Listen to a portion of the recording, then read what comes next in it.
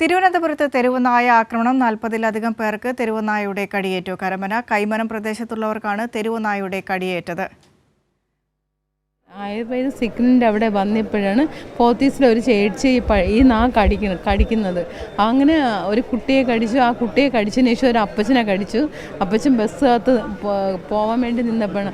അതിന് ശേഷം എന്നെ ഓടി വന്ന് എന്നെ കടിക്കുക.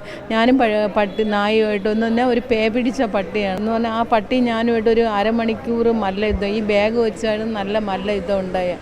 അപ്പോൾ ഈ പട്ടിക്ക് എന്തായാലും ഗവൺമെൻറ് ഒരു നടപടി എടുത്താലേ പറ്റുള്ളൂ എന്ന് പറഞ്ഞാൽ രാത്രി കാലങ്ങളിൽ ഡ്യൂട്ടിയൊക്കെ കഴിഞ്ഞ് ഒത്തിരി ആൾക്കാർ വരണേണ്. അപ്പോൾ ഈ പട്ടിക്ക് വേണ്ടി എന്തെങ്കിലും ഗവൺമെൻറ് ചെയ്താലേ പറ്റുള്ളൂ.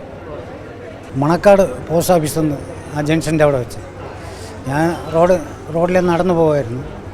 അത് പട്ടി വന്ന് ഇങ്ങനെ തിരിഞ്ഞ് ബാക്കിൽ നിന്ന് വന്ന് കടിച്ച് രണ്ട് കാലിലും കടിച്ച്